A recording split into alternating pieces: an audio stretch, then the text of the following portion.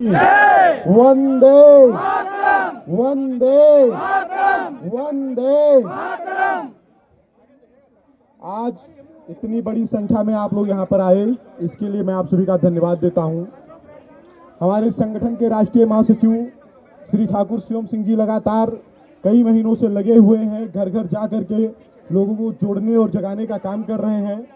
ये बहुत मेहनत किया गया है समाज को जगाने के लिए, तब जाकर के ये समाज जगा है। आज यहाँ पर हमारे बहुत सारे भाई आए हुए हैं, हमसे बहुत सारे श्रेष्ठ जन आए हुए हैं, जिनमें बहुत सारी बातें हैं, लोगों के मन में बहुत कुछ कहना चाहते हैं, दिल में बहुत सारी व्यथा है। अभी मुझसे एक पत्रकार बंधु ने पूछा कि यूजीसी पर जब सुप्रीम कोर्ट ने स्टे लगा दिया है, तब फिर क्यों आप आंदोलन कर रहे हैं? क्या आपको सुप्रीम कोर्ट पर भरोसा नहीं है? मैं आपको बता दूं कि इस देश के सुप्रीम कोर्ट को, इस देश के हाई कोर्ट को, इस देश के संविधान को अगर सबसे ज्यादा कोई कौम मानती है तो सामान्य वर्ग के लोग मानते हैं। अगर सबसे ज्यादा कोई मानता है तो सामान्य वर्ग के लोग मानते हैं। हम कभी, हमारे खिलाफ कितना भी अन्याय अत्याचार हो जाए, लेकिन हम कभी इस देश का नुकसान नहीं करते। बीते दिनों जिस तरीके से सामान्य वर्ग के बच्चों को यूजीसी के काले कानून के द्वारा शिक्षा से वंचित करने का प्रयास किया गया, इतना बेकार कानून आया हमारे समाज के लोगों के लिए, फिर भी हम लोगों ने क्या किया? हमने ना ही कोई ट्रेन चलाई, ना ही हमने कोई ट्रेन रुका, ना ही हमने कोई बसें चलाई। हम लोग हमेशा शांतिपूर्वक प्रदर्शन किए। बिल्कुल, हम हमेशा शांति की बात करते हैं। हमारे भगवान श्री कृष्ण भी कहते हैं कि युद्ध अंतिम विकल्प होना चाहिए। भगवान श्री कृष्ण त्रिलोक, तीनों लोक के स्वामी थे, तीनों लोक के स्वामी थे। फिर भी वो एक बार कौरवों के पास गए और कहा कि सिर्फ 5 गांव दे दो, हम उसी 5 गांव में संतुष्टि पालेंगे, हमें और कुछ नहीं चाहिए। लेकिन जब दुर्योधन ने बांधने की बात कर दी नारायण को, तो उन्होंने कहा नहीं ठीक है, अब जब युद्ध है तो युद्ध ही होगा। हम कभी किसी जाति मजहब के खिलाफ नहीं हैं। अभी बीते दिनों यहाँ पर यूजीसी के समर्थन में एक प्रोटेस्ट किया गया। उस प्रोटेस्ट में सामान्य वर्ग के खिलाफ नारे लगाए गए। हमने जब नारे लगाए तो हमने कहा कि मोदी तेरी तानाशाही नहीं चलेगी, नहीं चलेगी। हमने नारे जब लगाए कि मोदी तेरी तानाशाही नहीं चलेगी, नहीं चलेगी, इसलिए कहा क्योंकि इस देश में लोकतंत्र है। यह देश इस देश के लोगों का है, न कि किसी प्रधानमंत्री, न किसी मुख्यमंत्री का है। इस देश में प्रधानमंत्री, मुख्यमंत्री, राष्ट्रपति एक संवैधानिक पद है, एक संवैधानिक पद है, किसी के बाप की बपौती नहीं है। यह देश इस देश के लोगों का है और इस देश के लोग हम भी हैं, इस देश के नागरिक हम भी हैं। अगर आज एक डाटा निकाला जाए तो आपको पता चलेगा कि इस देश की आजादी में सबसे ज्यादा योगदान हमने दिया है। इस देश में शौचालय से लेकर मंत्रालय तक हमारी रियासतों पर बने हैं। शौचालय से लेकर मंत्रालय तक हमारी रियासतों पर बने हैं। हमारे बाप दादाओं ने जब इस देश को जमीनें दान में दी, तब ये खंड खंड में बटा हुआ भारत अखंड भारत बना। आज इस देश में संविधान की बात हो रही है, आज इस देश में एक विशेष व्यक्ति की बात हो रही है। लेकिन मैं बताना चाहूंगा कि अगर आजादी की गोली पहली मंगल पांडे ना चलाए होते, तो मैं बात खुल करके कह रहा हूं कि न देश आजाद होता, न देश में देश का संविधान लागू होता। और जब हम आजादी की लड़ाई लड़े तो हमारी कोई इच्छा और कोई अपेक्षा नहीं थी कि हमें कुछ चाहिए। बस यही एक सपना था कि आजाद भारत में हमारे देश के लोग आजादी की सांस ले सकें, आजादी की सांस ले सके, इसलिए हमने आजादी की लड़ाई लड़ी। लेकिन दुर्भाग्य है इस देश का, इस देश की व्यवस्था का, कि जिस कौम ने सबसे ज्यादा अपना योगदान, अपना त्याग, अपना बलिदान इस देश के लिए दिया, उसी कौम को समय समय पर अपमानित करने का काम, प्रताड़ित करने का काम इस देश की सरकारों के द्वारा किया गया, इस देश की सरकारों के द्वारा किया गया। आज भी एक पत्रकार बंधु ने हमसे पूछा, जो सामान्य वर्ग के सांसद हैं, विधायक हैं, उनसे क्या कहना चाहते हैं। मैं एक बात बताऊं, उनके लिए मेरे समाज के लोगों ने पहले ही चूड़ियां भिजवा दी है। उनके लिए मेरे समाज के लोगों ने पहले ही चूड़ियां भिजवा दी है। तो जिनके लिए चूड़ियां पहुंचे उनसे क्या कहें अब हम। जिन्होंने हंसकर मुस्कुराकर तालियां बजा करके SC/ST एक्ट को पास करवाया, वो क्या यूजीसी पर विरोध करेंगे? बताइए आप मुझे, क्या विरोध करेंगे? फिर क्यों उनसे मैं उम्मीद करूं? मैं क्यों उम्मीद करूं? लेकिन हाँ, मेरा समाज अब जाग गया है। मेरा समाज अब जाग गया है। ये जो जंतर मंतर पर इतने लोग इकट्ठे हैं, ये एक मैसेज लेकर के आए हैं इस देश के प्रधानमंत्री को देने के लिए कि प्रधानमंत्री महोदय, अब हम जाग गए हैं। अब हम अंधभक्त नहीं हैं। अब हम वो नारा नहीं लगाने वाले कि हर हर मोदी, घर घर मोदी। अब हम अपने हक और अधिकार के लिए लड़ेंगे। कल एक कार्यक्रम में मैं गया था, हमारे बहुत करीबी हैं, वो एक विशेष पार्टी से ताल्लुक रखते हैं। उन्होंने कहा, अरे आप तो हमारे ही खिलाफ लड़ते रहते हैं। सौभाग्य से वो हमारे ही स्वजातीय थे। मैंने कहा, भाई साहब, जब हमारी जाति ही नहीं रहेगी तो हम पार्टी को लेकर क्या करेंगे? जब हमारी जाति ही नहीं रहेगी तो हम पार्टी को लेकर क्या करेंगे? इस देश में आजादी के 77वां गणतंत्र दिवस हम लोग मना लिए। 78 साल हो गए देश को आजाद हुए, लेकिन समरसता के नाम पर स्वतंत्रता पाने के बाद, संविधान लागू होने के बाद, समरसता के नाम पर सवर्णों का सिर्फ शोषण करने का काम किया गया। सवर्णों का सिर्फ शोषण करने का काम किया गया। हमारी एक बहन यहाँ पर थी,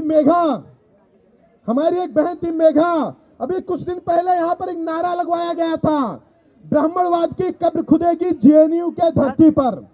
ब्राह्मणवाद की कब्र खुदेगी DU की धरती पर। 3 महीने से प्रचार प्रसार इस कार्यक्रम का चल रहा है। आज वो माई के लाल कहाँ गए जो कब्र खोद रहे थे ब्राह्मणवाद का? आज वो माई के लाल कहाँ गए कब्र खोद रहे थे जो ब्राह्मणवाद का? अपने दम पर छाती ठोक करके यहाँ पर बैठा हूँ, खड़ा हूँ। सुनिए, हम किसी को नाजायज छेड़ते नहीं हैं, लेकिन जो छेड़ता है उसको छोड़ते नहीं हैं। जो छेड़ता है उसको छोड़ते नहीं हैं, क्योंकि हमारा वक्त बदला है, रक्त नहीं बदला है। हम भगवान परशुराम, महाराणा प्रताप, आचार्य चाणक्य के वंशज हैं। हम नेताजी सुभाष चंद्र बोस के वंशज हैं। हमारा सिर्फ समय बदला है, खून नहीं बदला है। हम मौन सिर्फ इसलिए हैं क्योंकि हम राष्ट्र को प्राथमिकता देते हैं। जिस दिन हम जात को प्राथमिकता देते हैं तो हो सकता है पूरे हिंदुस्तान में सिर्फ हमारी जाति दिखाई देती है। हो सकता है पूरे हिंदुस्तान में सिर्फ हमारी जाति दिखाई देती है। हम कभी जात को लेकर नहीं चलते हैं। एक ब्राह्मण जब भागवत करता है, पूजा पाठ करता है, वेद मंत्रों का उच्चारण करता है, तो क्या कहता है कि धर्म की जय हो, अधर्म का विनाश हो, प्राणियों में सद्भावना हो, विश्व का कल्याण हो। हम विश्व के कल्याण की बात करते हैं। जिस विश्व में तालिबानी भी आते हैं, पाकिस्तानी भी आते हैं। हमारा हृदय इतना बड़ा है कि हम पूरे विश्व के कल्याण की बात करते हैं, और तुम हमारे ऊपर शोषण का आरोप लगा रहे हो। 200 साल अंग्रेजों का शासन था, 700 साल 800 साल मुगलों का शासन था, इसके पहले शकहुड़ियों का शासन था। तो क्या सिर्फ आपका सौरों ने शोषण किया? वो लोग आपको अपना जीजा बनाकर बैठाए थे? बताइए, क्या सिर्फ आपका सौरों ने शोषण किया? गलत हम करते नहीं और गलत बर्दाश्त करते नहीं। ये जो यूजीसी का मामला चल रहा है, अभी बहुत लोगों को नहीं पता होगा। हमारे देश की सरकारें लगातार कहती हैं कि हम जाति, धर्म, लिंग, मजहब, भाषा के आधार पर कोई भेदभाव नहीं करेंगे। हमारे देश की सरकारें कहती हैं, लेकिन इस देश में प्रधानी से लेकर विधायकी और सांसदी का चुनाव जात के आधार पर होता है। यहाँ छोटे से लेकर बड़े मंत्रालय तक का बंटवारा जात के आधार पर होता है। यहाँ 5 किलो का राशन भी मिलता है तो आपके पीछे का टाइटल और आपका कास्ट सर्टिफिकेट देख करके मिलता है। आपके बच्चों को स्कॉलरशिप भी अगर मिलता है तो आपके पीछे का टाइटल देख करके दिया जाता है। आपके समाज के लोगों को प्रधानी में चुनाव लड़ने का अधिकार सिर्फ आपका जात दे करके दिया जाता है। जब सारी जगह पर जातवाद है, और ये जातवाद फैला कौन रहा है? यही सरकारें फैला रही हैं जो 78 साल से इस देश से जातवाद खत्म करना चाहती हैं। मैं एक बात और बता दूं, यहाँ पर अभी सुबह में जब आया हूं, मैंने देखा एक यादव जी भी मेरे समर्थन में आए थे, एक साहू जी मेरे समर्थन में आए थे, मतलब कई जात समुदाय के लोग हमारे समर्थन में आए थे। हम इंटर तक जिस दलित मित्र के साथ बैठकर खाना खाते हैं, हम इंटर तक जिस दलित मित्र के साथ बैठकर खाना खाते हैं, उसी दलित मित्र के साथ बीए में पहुंचने तक हाथ मिलाने से डरने लगते हैं, क्योंकि यूजीसी का एक ऐसा काला कानून है, हमें भय लगता है कि हमारे ऊपर कार्रवाई ना हो जाए। और उसमें बताया गया है जातगत भेदभाव में कि एससी एसटी ओबीसी के साथ जो भेदभाव होगा सिर्फ उसी को जातगत भेदभाव माना जाएगा। और ये लोग चाहे जितना ब्राह्मणों की कब्र खोदे, ठाकुरों की कब्र खोदे, इस पर कोई भेदभाव नहीं माना जाएगा। ये बताया गया है यूजीसी के नए नियम में। और भेदभाव का अर्थ भी बताया गया है कि भेदभाव चाहे अस्पष्ट होगा या अंतर्निहित होगा। मतलब कोई राम को मानने वाला है, कोई राम को नहीं मानने वाला है। अगर गलती से राम को मानने वाला कॉलेज कैंपस में जय श्री राम का नाम लेकर गुजर गया, और राम को ना मानने वाले लोगों को ये लग गया कि ये तो मुझको अपमानित करने के लिए राम का नाम ले रहा है, तो वो भी हमारे खिलाफ शिकायत कर सकता है, वो भी हमारे खिलाफ शिकायत कर सकता है। और आज ये जितने लोग यहाँ पर बैठे हैं, ये एक व्यक्ति नहीं बल्कि एक एक क्रांति है, एक एक क्रांति है। और मेरे भाइयों, सिर्फ यहाँ के लोग नहीं बल्कि बहुत सारे कैमरे चालू हैं, पूरे देश के लोग मुझको देख रहे हैं, पूरे देश के लोग मुझको देख रहे हैं।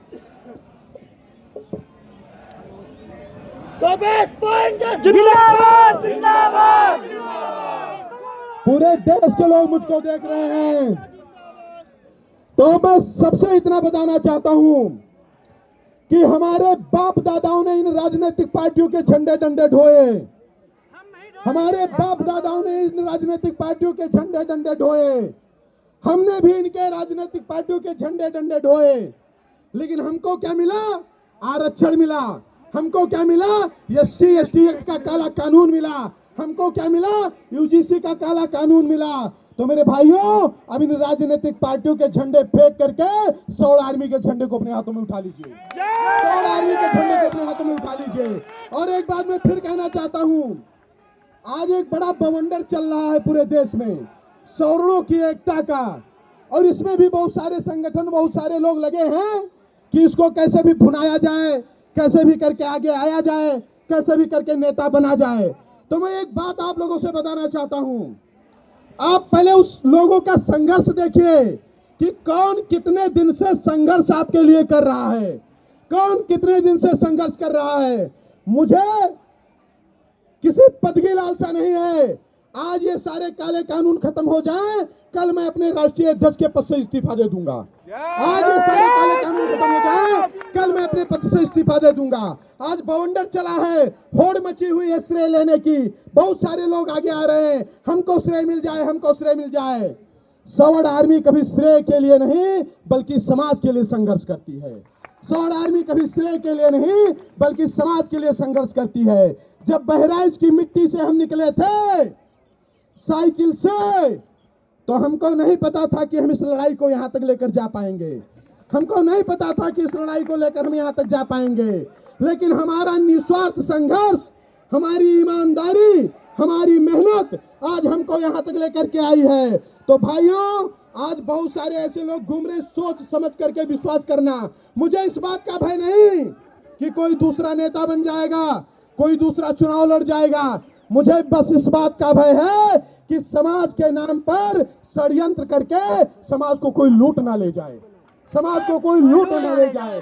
क्योंकि ये जो जागरूकता पैदा हुई है ये एक दिन की नहीं है, ये 8 साल का संघर्ष है। इसमें से बहुत सारे बच्चे, वो सूरज तिवारी लड़का खड़ा है, ये साइकिल से चलता था बहराइच में, तब जाकर के संघर्ष करता था। हम और शिवम भाई मोटरसाइकिल से बैठ करके 200 किलोमीटर 300 किलोमीटर लगातार यात्रा करते थे और समाज की लड़ाई लड़ते थे। ये लड़ाई एक दिन में नहीं आई है, कई दिन लग गए हैं, कई साल लग गए हैं, तब जाकर के हम लोग यहाँ तक पहुंचे हैं। और इस लड़ाई को किसी भी गलत हाथ में हम जाने नहीं देंगे, और इस लड़ाई को हम किसी भी कीमत पर किसी गलत हाथ में नहीं जाने देंगे। और एक बात और बता दूं, हम देखिए, हम दलितों का भी सम्मान करते हैं, हम पिछड़ों का भी सम्मान करते हैं। हम अपमान सिर्फ उसी का करते हैं जो अपमान हमारा करता है।